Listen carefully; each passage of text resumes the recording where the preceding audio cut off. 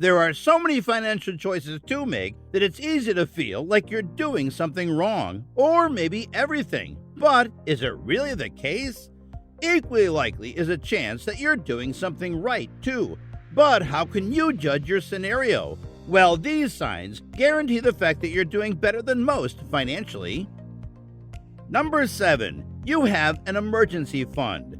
Anyone who has experienced sudden, substantial cost may either attest to the benefits of having an emergency fund or the frustrations of trying to come up with the cash when needed.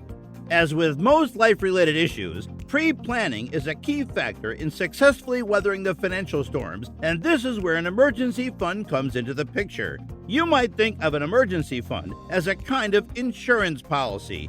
It's money set aside in case something unforeseen happens, but you are not giving it to a company in the form of premiums. Rather, you save it for yourself. Should calamity strike, the money is readily available for use. Number 6. You think before buying. If you do not buy things impulsively and do not experience buyer's remorse, chances are that you are better than most others. When you're shopping, it is pretty tempting to buy things right away, but this might not be the best approach. You need to stop and take a deep breath. Do some shopping around and compare prices. Think about whether or not you really need the item or service. If you can't stop thinking about it during that time, you probably won't be happy until you buy it. However, if you forget about it, you should do a hard pass. Also, you shouldn't use sales as an excuse to spend all of your money. A product with a discount might seem like a good deal, but when you go on a spree, you almost always end up spending way more than you originally anticipated. Number 5. You avoid putting all your eggs in one basket. If you're worried about losing everything in the event of a layoff or some other unforeseen crisis, diversifying your income is a smart move. In addition to providing a stronger personal safety net in case you're fired or hit with another unexpected emergency, diversification also comes with business experimentation, and you never know where that could lead you. On the other hand, diversification may also be used in the context of investing.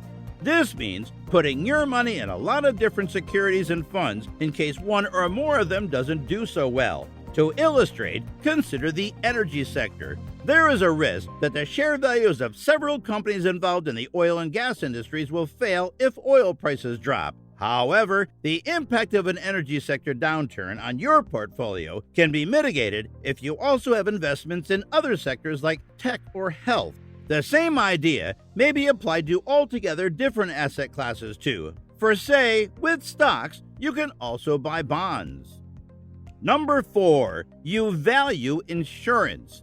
We've all been told to acquire life, health, and even automobile and business insurance. Nonetheless, as young and healthy people, we sometimes question why we need life or health insurance. But this might not be the best approach to thinking.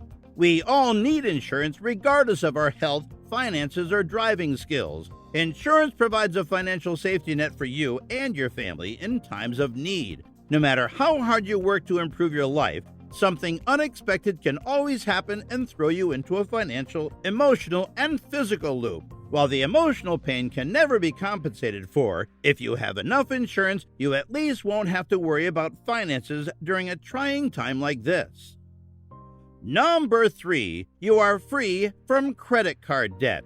According to a survey that indicated roughly 42% of Americans carry credit card debt of over $11,000. However, for many people, this debt isn't the result of an unexpected expense. Rather, it's the result of years of careless spending. There are two main arguments used to support the idea that credit card debt is the epitome of bad debt. For one, carrying debt doesn't add value or make things better. In addition, it's not cheap. Rates on credit card debt can frequently exceed 10%. All in all, it's a big deal if you've paid off your credit card balances or avoided them altogether. Number 2, you invest. If you've even invested $100, you're ahead of many. People spend thousands on trading seminars and get-rich-quick scams, but never invest. Nonetheless, this can be one of the biggest blunders one can make For if it's mainly the compounding interest gained through investing that will make you richer faster. The investment methods may vary for everyone, though.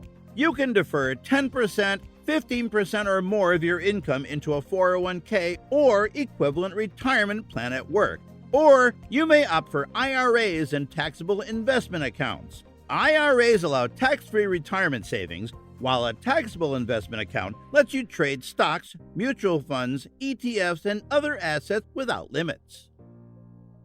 Number 1. Your net worth is rising. Your debts, student loans, credit cards, mortgages, as well as your assets like savings, retirement funds, home equity, and car make up your net worth. Now, what you should aim for is to increase this value. It's normal for young adults to have a negative net balance because of car payments, student loans, and other types of debt accrued early in life. But as you age and save a little bit and pay down debts, your net worth rises.